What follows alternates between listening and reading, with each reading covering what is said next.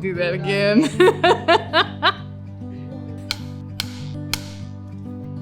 Greetings. It is a pleasure to welcome you to Life2's Educational Summit, Impact and Possibilities. Life2, Leveraging Innovation for Educator Excellence, is a federal teacher school leader grant that have served Orangeburg and Calhoun County school districts for 3 years. The summit is an opportunity to showcase the grant's resources, innovative practices, and professional growth opportunities that were used to enhance the district's educational programs and model how these strategies can be replicated by other districts. As you attend the sessions, we challenge you to consider how the information is applicable to your work and the possibilities for implication in your classroom, your schools, your district. We also have esteemed keynote speakers and an educational panel to discuss educational trends and challenges and inspire us as the school year begins. Furthermore, we encourage you to interact with our app, network with attendees, visit our vendors, and engage in all the activities of the summit. Again, thank you for coming and enjoy the summit.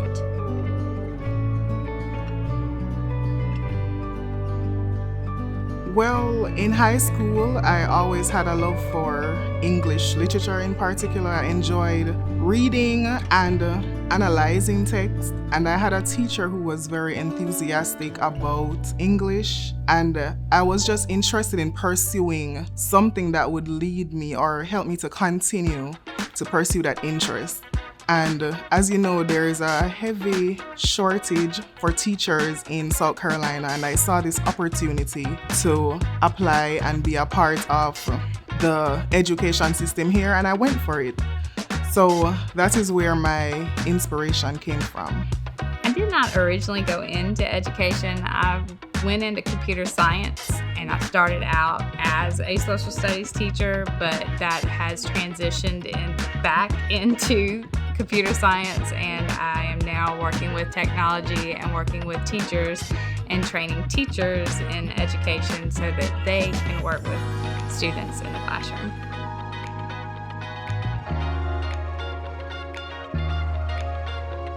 My biggest thing is ask for support. There are people there who want to help you, and don't get discouraged. Every day is a new day. If it doesn't work, start over again on the next day. But there are people there to help you and make sure everything is going to be okay. As a virtual instructional coach, those are the coaches that I support. Those coaches work hand in hand with the peer review evaluators or peer review teachers from Orangeburg County and Calhoun County, and they support those teachers in the classroom. The services, the resources, the professional development, the strategies that they need to implement in order to make our job easier, but also to support our students and grow our students. And it also supports the teacher efficacy that's involved.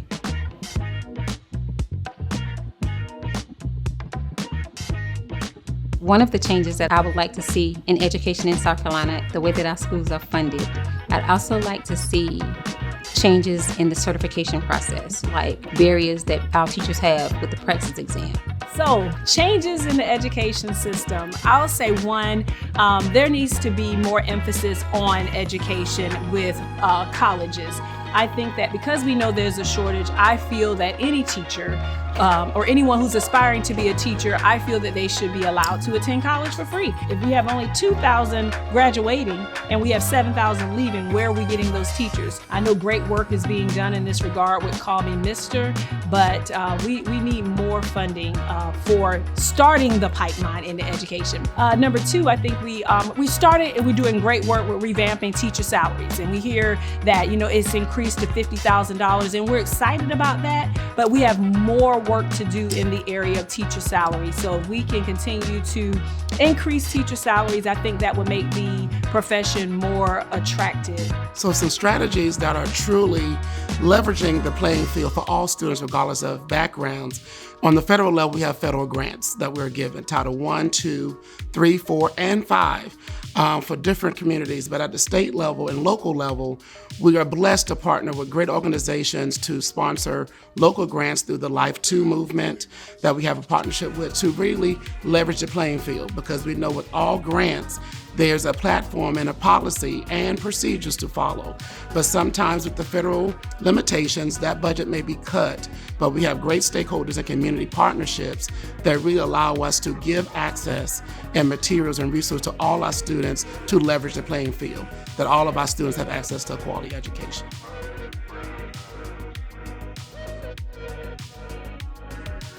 Well, I think one of the things that we have to understand is that we operate in a capitalistic society. And with that, we need to understand that a strong nation is only as strong as its education program. So because of that, we need to make sure that we're advocating somehow for the state and the federal government to provide funds to bring people into the profession.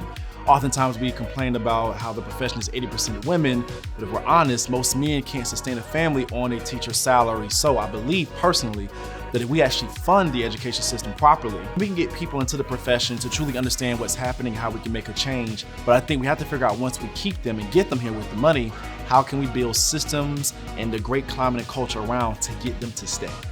One strategy to help retain and recruit men of color in the profession is to expose them to the roles that they're going to be in before they get there.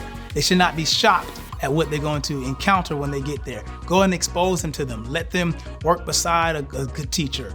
Let them learn, let them plan lessons. Again, give them experiences outside of the classroom that also impact the classroom. Another thing is to also expose them to the professional development that they're going to need to make them great teachers. Sometimes we allow them to learn outside of the reality of what they're going to experience. Give them real experiences by giving them real professional development that's going to impact them in the classrooms effectively.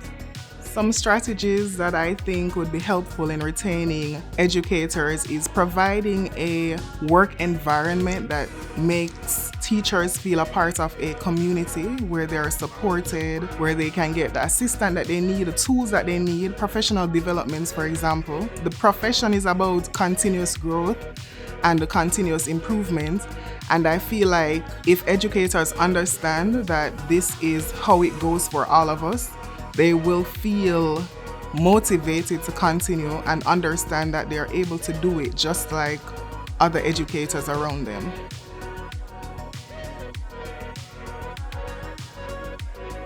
I think one of the best ways to keep teachers motivated is to update them with short-term goals. When they feel like they're making progress with what they're working on, they're more likely to continue with it. And again, providing them with continual updates on any professional development they need so they feel more effective. Building a team together so that they're working together. Sometimes they say you motivate the herd will move even with people that might not want to move with the herd. The reality is many new concepts are always that one skeptical initiative because it's new. The one thing about something being new and innovative is nobody knows if it'll work. Nobody knows how to make that work. We recently introduced an initiative where I had to close 12 schools. But I believe as time went on and you became accessible, people were able to talk to you, get their questions answered, and they showed that this is something that was better for the collective, that no one was going to be left aside. Yeah, so when you start talking about sustainability, there are two issues that you always have to look at, human resources and financial resources. The question is, how do you create a culture where even when affected people leave, new people come on board that can maintain the same level of competency?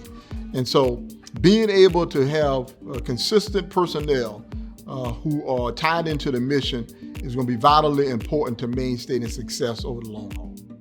Data is critical in shaping sustainability decisions, but we got to make sure that we're choosing the right data and that we're interpreting the data properly to where we all see the data the same way. Data tells a story. So we got to make sure we understand what is our outcome and are we putting the practices in place to ensure that we're getting correct data. It's not just quantitative data, the numbers, but it's also qualitative data, the other factors that are impacting the data as well. We got to be aware of that too.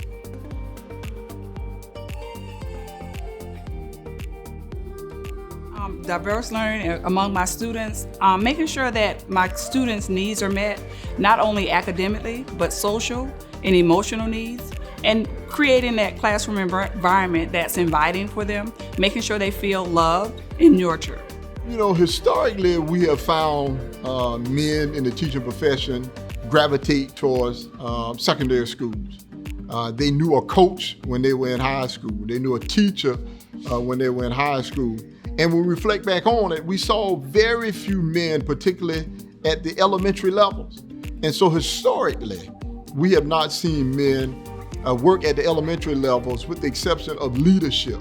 Recruiting men of color, one, there are not that many in the field, as well as most of them are not in a teacher education program. When we do come across gentlemen that would like to be a part of the teaching profession, it's not like they want to be in the early grades. They either want a business route or a CTE, and they want to coach. And so this year we've offered the business degree, as well as we've allowed them to coach as well in order to recruit them to our district. The biggest challenge is having men of color go into the educational profession. So that in itself, the limited number of men of color that are entering education, then having to recruit them is even more of a challenge. But when you look at specifically rural communities, we have to have an attraction that other areas don't have, like your cities that have a nightlife. They have those things. So we have to really express our values and our commitment to that individual and their personal and professional growth, not just today. One way I would suggest that you could recruit more men of color is showing them that they are needed. One of the biggest things I found out before I got in Call Me Mister was that Black males in schools was not the norm. Showing them and telling them that they're needed and showing them how much they are needed can induce an unknown spark within them to join the education team and try to fight for better things for our students.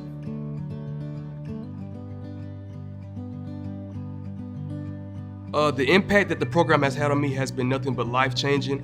Being a kid from the rural and smaller parts of Orangeburg County, being raised by just my great-grandmother, a lot of things I didn't think I was capable of doing, not only as a future educator, but as a Black man.